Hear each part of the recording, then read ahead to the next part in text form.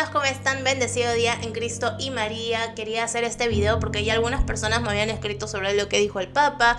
Si ahora voy a defender nuevamente lo que él dice o decir que otros papas ya lo dijeron. Y hermanos, yo quiero aclarar algo muy importante. Acá no se defiende el error ni la herejía ni nada que contradiga la doctrina. Muchas veces les he dicho, se reconoce el pontificado porque no soy ninguna autoridad para deslegitimizarlo, pero no se puede defender algo que contradice la doctrina de la Iglesia Católica, ¿no? Entonces, ahora, yo quiero, antes de empezar a mencionar eso, que una persona que no obedece al Papa no incurre en cisma, ¿no? Eso es primero para aclarar, y no lo digo yo, lo dice el Código de Derecho Canónico de la Iglesia Católica.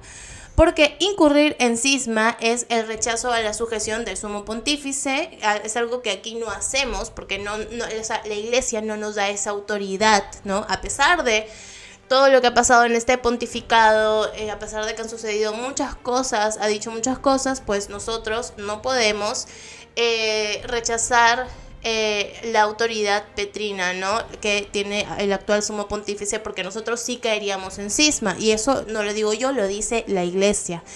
O los que rechazamos la comunión con los miembros de la Iglesia Católica. Entonces, esto es en cisma. Ahora, no incurre en cisma aquel que desobedece al sumo pontífice. Este hecho, que se puede considerar grave, no es cisma, y menos va a ser grave cuando pues lo que se dice contradice totalmente la doctrina de la Iglesia Católica. Entonces, lo que dijo el Papa y que ha dejado horrorizados a muchas personas, y yo les soy bastante sincera, a mí no, porque esto ya se lo había escuchado hace años de él. Yo creo que simplemente está manteniendo su mismo discurso cuando va a un diálogo interreligioso. No estoy diciendo, y lo aclaro de una vez, que esté bien lo que dice, está, o sea, totalmente mal y contradice la doctrina de la Iglesia, pero no me sorprende porque esto ya lo ha mencionado antes. Para quienes han leído la Carta a Abu Dhabi, sus diálogos interreligiosos, esto lo viene diciendo desde años atrás, desde que empezó su pontificado. Entonces, para mí, pues obviamente no es nada nuevo. Ok, bueno, básicamente lo que dijo fue lo siguiente. Mi religión, estaba dando este discurso, ¿no? En este diálogo interreligioso, y dice: mi religión es más importante que la tuya. La mía es verdadera, en cambio la tuya no es verdadera. ¿A dónde lleva todo esto? ¿A dónde? Dice, ¿a dónde? Que alguien responde, ¿a dónde? Alguien responde, a la destrucción. Y dice, así es. Todas las religiones son un camino para llegar a Dios. Y hago una comparación, son como diferentes idiomas, como distintos idiomas para llegar allí. Porque Dios es Dios para todos, y por eso, porque Dios es Dios para todos somos hijos de Dios. Pero mi Dios es más importante que el tuyo, eso es cierto, solo hay un Dios, y nosotros, nuestras religiones son lenguas, entonces son caminos para llegar a Dios. Uno es Sikh, otro musulmán, otro hindú, cristiano, aunque son caminos diferentes, ¿comprendido? Sin embargo, para el diálogo interreligioso entre los jóvenes se requiere valentía. Entonces, esto fue lo que dijo, y acá hay varios puntos, obviamente, que se contradicen. Por ejemplo, la religión, bueno, cuando habla de los enfrentamientos entre personas de otras religiones discutiendo cuál es el verdadero Dios, ¿no?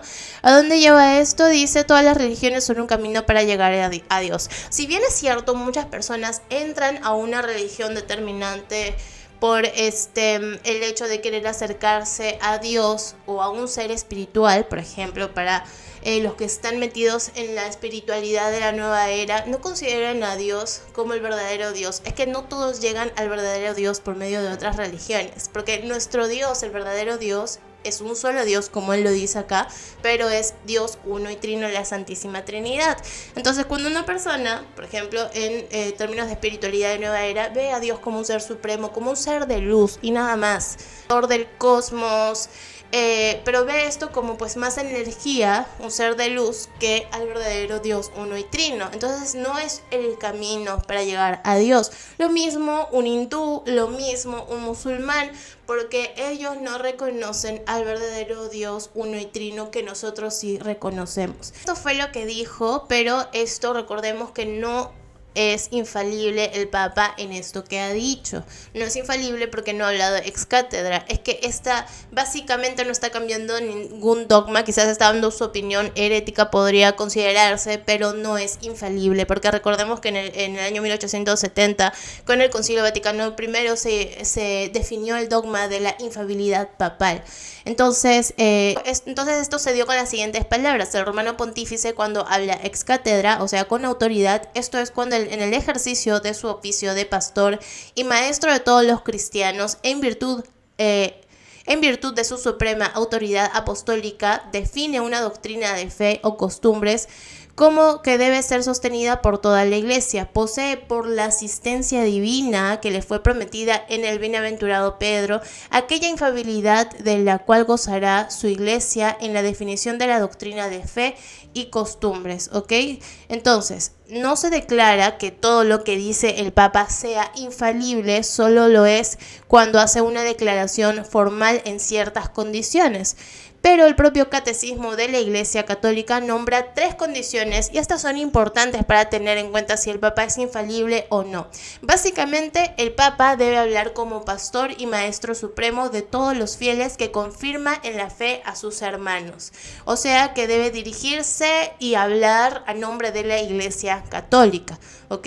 No por cuenta propia, o sea, no su mera opinión, como lo está haciendo acá cuando habla de, en este diálogo interreligioso. Entonces, ese es el primer punto que se tiene que tener en cuenta para ver si el Papa es infalible o no. Primer punto, el Papa no está hablando en nombre de la Iglesia, no está hablando como pastor y maestro supremo de la Iglesia Católica, entonces no es infalible. El segundo punto es, el Papa proclama por un acto definitivo la doctrina, o sea, cuando el Papa expresa una doctrina definitiva que no puede ser cambiada. Entonces, este punto tampoco no lo cumple. Y el tercer punto es, el Papa habla en cuestiones de fe y moral, por tanto, no es infalible si habla de ciencias políticas, de economía, etc., ¿no? Entonces, como aquí en este diálogo interreligioso está también dando su opinión personal, ¿no?, mal dada, mal definida y contradictoria, pues el Papa no está hablando ex cátedra, ¿no? A ver, bueno, hermanos, entonces esto es lo que nos enseña la misma Iglesia Católica, ¿no?, en cuanto a la infalibilidad papal. A nosotros nos queda, obviamente, conocer bien la doctrina para no caer en ningún tipo de error y considerar que el Papa no ha hablado ex cátedra en este sentido y obviamente el Papa sí puede incurrir en herejía. Pero recordemos también, y esto es algo que yo vuelvo a mencionar y vuelvo a repetir porque como les comenté en el canal, aquí se reconoce la autoridad del Papa en el sentido jurídico, en el sentido legal, porque la Iglesia no nos permite a nosotros decir si este es un antipapa o no en el ámbito legal. Nosotros no lo podemos afirmar porque eso la Iglesia en todos los años de su existencia no nos lo ha permitido. Como nos recuerda la más alta teología de la primera, segunda y tercera escolástica de Santo Tomás de Aquino, de Garrigou-Lagrange, nos dicen que cuando el Papa incurre en herejía, él pierde la gracia santificante. ¿Sí? El Papa, si incurre en herejía, él pierde la gracia santificante, ¿no? Deja de ser miembro de la Iglesia. Pero, o sea, en cuanto a la virtud de la gracia, ¿no?, en unión con Cristo, se habla en términos pues espirituales, ¿no? Pero en cuanto a su jurisdicción, sigue siendo cabeza de la Iglesia. Entonces, cuando el Papa, en este caso, dice alguna herejía, él puede perder la gracia santificante, pero sigue siendo Papa en cuanto a la autoridad que se le ha encomendado en términos jurídicos y legales. ¿Ok? Así que, pues, sigue siendo Papa, por más que caiga en herejías. Y quienes incurren realmente en cisma son aquellos que no reconoceríamos en todo caso al Papa como tal, ¿no? Por ejemplo, las personas que dicen que no son sedevacantes, pero porque creen que el Concilio Vaticano II, o que aceptan el Concilio Vaticano II porque reconocen y aceptan a los papas posconciliares, pero solo hasta Benedicto XVI, sí están cayendo en sedevacantismo, en cisma, porque la Iglesia enseña que uno debe reconocer pues a quien está sentado hoy en la silla de Pedro. Entonces, cualquier cosa que haya sucedido a lo largo de este pontificado, la Iglesia a la muerte del Papa determinará si fue un verdadero Papa o un antipapa como muchos lo asumen, pero esto solo lo dictaminará la iglesia. Así que quiero cerrar el video diciendo eso. Y porque obviamente cada vez que pregunto en los comentarios que me vienen aquí a escribir, nadie puede responder esto. ¿Estamos nosotros autorizados para determinar si un papa es papa o no? ¿Qué dice la iglesia? Y eso es lo que yo les pregunto a ustedes. ¿Qué nos enseña la iglesia? Creo que nosotros podemos defender nuestra iglesia y tenemos que levantar la voz cuando este tipo de cosas suceden, pero tampoco podemos tomar el otro extremo de volvernos sedevacantes y tomar la autoridad que la iglesia nunca nos la ha dado. ¿Ok? Así que dejemos todo en manos de la iglesia es santa, y en su momento se determinará lo que debe determinarse. Y pues oremos por el Papa para que pues pueda encaminar su pontificado hacia Dios, ¿no? De vuelta al camino como Juan Pablo II y Benedicto XVI. Así que era lo que quería comentar hoy, hermanos. Oren mucho por él, oremos mucho por la iglesia. Y que Dios les bendiga hoy y que tengan un santo día. La iglesia no tiene que ser moderna. La iglesia tiene que ser fiel. La iglesia no es moderna porque moderna implica continuamente cambiante. Porque lo que es moderno hoy, mañana será ya antiguo. Y lo que era moderno, por ejemplo en el vestir, hace 20 años, hoy es una antigualla. La iglesia no puede ser moderna en el sentido de tener que estar adaptándose a los cambios de los tiempos. La iglesia tiene que ser fiel.